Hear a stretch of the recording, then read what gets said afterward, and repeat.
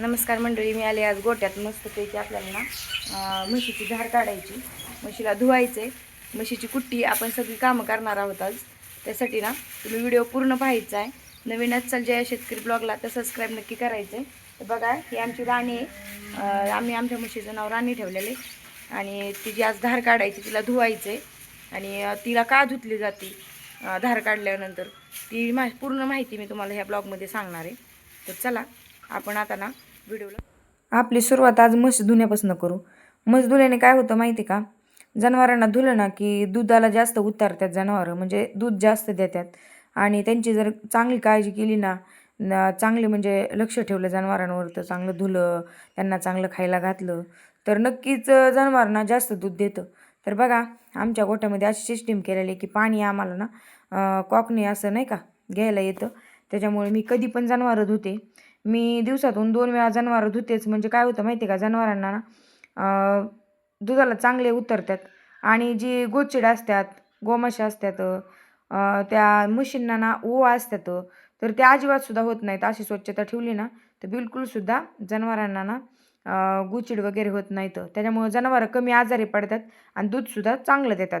आता तुम्ही म्हणसाल की जनावरं नुसती धुवूनच, आम्ही पण धुतो जनावरं, मग गुचिड तरी पण आमच्या जनावरांना होतात. तर मी तुम्हाला ते सुद्धा सांगणार आहे, गुचिड न होण्यासाठी आपण जनावरांना काय वापरतो. बघा, औषध अजिबातसुद्धा वापरायचं नाही. मग तुम्हाला पुढं सांगते मी. तोपर्यंत बघा, मस्तपैकी जनावरांना धुवून घ्यायचं. ही आमची म्हैस आहे. तुम्ही जरशा गाईंनासुद्धा धुवून ते औषध लावू शकता. तर ते औषध नाहीच आहे, ते आपल्या घरगुती साहित्यातूनच ते आहे, पण पुढे गेल्यावर सांगणार आहे. तोपर्यंत मस्त चकाचक म्हशीला मी धुवून घेतलेले. म्हैस धुताना ना त्याला एकतर साबण वगैरे असेल ना तर साबण लावू शकता तुम्ही, किंवा शॅम्पू वापरा. शॅम्पूने ना लगेच निघलं जातं आणि म्हशीच्या अंगावर जास्त मळ राहतो, तर नक्कीच तुम्ही शॅम्पू वापरा. शॅम्पूमुळे लगेच जे चिकट असतं ना ते निघून जातं आणि एकदम क्लीन होतं. मी रोजच्या रोज धुते, त्याच्यामुळं आमच्या म्हशीच्या अंगावर अजिबातसुद्धा घाणगुण नाही. तुम्ही पाहू शकता, एकदम क्लीन आहे आणि मस्तच. आणि म्हशीला धुतल्यानंतर ना कमी आजारी पडतात, म्हणून ना नक्की म्हशींना धुवायचं. आणि आता हा मे महिना आहे ना, मे महिन्यामध्ये ना असं जनावरांना लक्ष दिलं का नाही, तर जनावरं अजिबातसुद्धा आजारी पडत नाहीत. मग त्या जरशा गाई असो किंवा म्हशी असो, तर असं मस्तपैकी दिवसातून 2दा मी धुतेच. आता मला एवढं काय धुयची गरज नाही पडत बरं का, नुसतं पाणी मारलं ना तरी होऊन जातं. मग थोडासा शॅम्पू लावला ना तर आणखीन चांगलं निघतं. आपण आज काय काय करणार आहे माहिती का, म्हैस धुणार आहे, नंतर गुचिड होऊ नये ना म्हणून त्यासाठी काय वापरायचं हे सांगणार आहे. नंतर आपण धारसुद्धा काढणार आहे. आणि एवढी आमची म्हैस शांत आहे ना, बिलकुल धार काढताना सुद्धा अजिबातसुद्धा पाय उचलतसुद्धा नाही. आणि एकदा पेन ठेवली की धार काढायला बसायचं. कुणीही धार काढायला बसू द्या तर ते आम्हाला धार काढून देते. आणि माझी तर एवढी सवय लागली ना जनावरांना, कारण मी जनावरात सारखीच असते. त्यांना खायला टाकणं, पाणी पाजणं, धारा काढणं, त्यांना म्हणजे नाही का चारा टाकणं, त्यांची कुट्टी करणं, सारखं माझं गोठ्यात काम असतं. त्यामुळे जनावरं मला खूप मी जर नाही दिसले ना तर जनावरं ओरडायलाच चालू करतात डायरेक्ट. एवढी सवय लागलेली आहे जनावरांना माझी. आता तुम्ही म्हणसाल जनावरांच्या खाली इथं ही काय चटईसारखं आहे, तर ते मॅट आहे मैत्रिणींनो.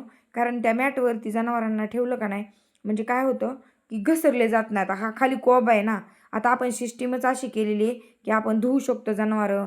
म्हणजे पाण्याची सिस्टीम तिथं जागच्या जाग्यावर, सोड बांध करायची गरजच नाही, जाग्यावरच सगळं असतं. तर मग काय होतं, कोब्यावरती घसरलं जातं जनावर. तर मग आम्ही काय करतो, तर हे मॅट आहे, त्या मॅटमुळं अजिबात जनावर घसरत नाही. त्यामुळं मॅटवरच आमची सगळी जनावरं मॅटवरच असतात. म्हणजे काय होतं, टेन्शनच येत नाही की बाबा घसरलं, पाय मोडला. असल्या बरंच म्हणजे प्रकार घडतात गोट्यांमध्ये, पाय मोडला वगैरे. व्यवस्थित अशी म्हशीला धुवून झालेली तुम्हाला मी दाखवते औषध आपण काय टाकणार आहे. तर चला, हे बघा, मी पाणी घेतलेले आणि ह्या पाण्यामध्ये ना ही तुरटी टाकायची. म्हणजे मी जनावरं धुतली का की शेवटी बरं का, अशी ही तुरटी ना त्या पाण्यामध्ये मिक्स करते. तुरटी म्हणजे कसली, जे की आपण वेपर्स वगैरे बनवताना जे घरात वापरतो ना तुरटी, ती तुरटी पाण्यामध्ये टाकायची आणि त्याच पाण्याने शेवटी त्यांच्या अंगावर पाणी टाकून द्यायचं. मग बघायचं जनावरांना गोचड होत नाहीत, गोमाशा होत नाहीत, अजिबातसुद्धा टेन्शनच नाही. जनावरं कमी आजारी पडतात. आणि असं वारंवार धुतलं ना तर जनावर दूध नक्कीच देतं. तुम्हाला नक्कीच लक्षात घ्यायचं आहे की जनावरं चांगलं धुतलं पाहिजे, स्वच्छता पाहिजे, तर जनावरं आजारी पण पडत नाही आणि दुधाला तर काय एकच नंबर. बघा, मी पूर्ण तिच्या अंगावर हे तुरटीचं पाणी लावून घेतलेलं आहे. आणि तुरटीमुळं अजिबातसुद्धा आपल्याला गुचिड होत नाही तर गोमाशा होत नाही तर अजिबात नाही. घाण ही त्यांच्या शरीरावर बसतच नाही. म्हणजे इन्फेक्शन व्हायचा विषयच नाही जनावरांना. आजारीसुद्धा कमी पडतात. कारण गुचिड वगैरे नसतील, स्वच्छता असेल तर आजारी तर जनावर पडणारच नाही. हे तुम्हाला सगळ्यांना माहिती आहे. तर बघा एवढी गुणाची माझी म्हैस आहे. तोंड दे म्हटलं की तोंड देते माहिती आहे का. एवढी गुणाची म्हैस आहे. इतकं गुणाचं लेकरू आहे ना, तुम्हाला दाखवते. अरे वा वा. चला आता धार काढून घेते. आता धुवून झालेले ना, तर धार काढून घेते. आता मसरं कसं आणखीन घाणीत बसतात आणि गाणंच करतात. आता मसराची जाते तुम्हाला तर माहिती आहे माणूस काय म्हणतं, काय मसरागत करते. तर मसराची जाते घाणीत बसल्याशिवाय सुट्टीच नसते. पण चला आपण आता मस्तपैकी धार काढून घेऊ. तर बघा पेन ठेवून दिलेले आणि पाणवायला घेतलेले. थोडा वेळ पाणवली 5 मिनटं की लगेच पाणवली जाते आणि धार देते. भरपूर सारं बघा दूध निघतं आणि ती कोणाला पण काढून देते दूध. असं काही नाही पाहिजे की हेच पाहिजे तेच पाहिजे, अजिबात नाही.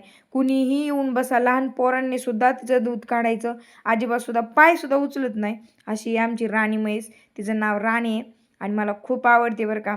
तुमच्यात पण असं जनावर आहे का, तुम्ही त्याचं नाव ठेवलं आहे का, मला कमेंटमध्ये नक्की सांगायचं आहे बघा. आणि आम्ही तर हिला राणी म्हणतो. तुम्ही काय म्हणता नक्कीच कमेंटमध्ये. राणीचा एक राजा होता, तो आता नाही आहे, तो आम्ही विकून टाकला. राणीला मुलगा झाला होता बरं का. आणि मस्तपैकी बघा राणीची धार काढून घेते. राणी एकदम आमची शांत आहे आणि धारसुद्धा मस्त काढून देते. नवीन असाल जयश्री किचनवरती, अशाच गावाकडचे आपल्याला जनावरं किंवा ढोरं शेतामध्ये काम काय करतो आम्ही, दिवसभराचं रुटीन मी तुमच्याबरोबर शेअर करत जाईन. तर आपल्या जयश्री किचनला सबस्क्राईब नक्की करायचे. बघा आता धार पण काढून झाली. म्हटलं चला आता जनावरांना थोडीशी कुट्टी करून घ्यावी. आता एक कुट्टी मशीन आहे, हे मकवान आहे बरं का. मकवान घालायचे. हे वाळलं मकवान आहे. आपण वल्यामध्ये गिनीगोल घालतोय. कडवाळ हे सगळं असतं बरं का. पण काय होतं माहिती आहे का, आता हे मे महिन्याचे दिवस आहे तर जरा थोडंसं वैरणीची पण जरा टंचाई चाललेली आहे. तर बघा मस्तपैकी हे गिनीगोल आणि ते मकवान त्याची कुट्टी करायची आणि मस्त खाऊ घालायचं. आधी जनावरांना खायला घालायचं आणि नंतर आपण खायचं. असं हे आमचं डेलीचं रुटीन असतं. शेतकऱ्याचं असं जीवन असतं. तुम्हाला बघायला आवडेल का शेतकऱ्याचं जीवन, मला नक्की कमेंट करून सांगायचं आहे. आणि म्हैस दूध जास्त देण्यासाठी आणि गोचिड वगैरे न होण्यासाठी तुम्हाला माझी ट्रिक आवडली का, मला कमेंट करून नक्की सांगा. आमच्याकडे अशीच पद्धत आहे बघा. तर चला भेटू दुसऱ्या ब्लॉगमध्ये. नवीन असाल आपल्या शेतकरी जयावरती तर नक्कीच शेतकरी जया चॅनलला सबस्क्राईब नक्की करा आणि मस्तपैकी एन्जॉय करा. आता आमच्या तर जनावरांचं काम झालेलं आहे. चला आता आपण सुद्धा नाश्ता करून घेऊ, कारण आधी जनावरं आणि नंतर आम्ही आमचं बघत असतो. असं शेतकऱ्याचं जीवन असतं बघा. जनावरं ढोरं हेच आमचं जीवन असतं. तर इथून सुरुवात होते सकाळची आणि संपते सुद्धा इथपर्यंत. धन्यवाद माझा पूर्ण व्हिडिओ पाहिल्याबद्दल.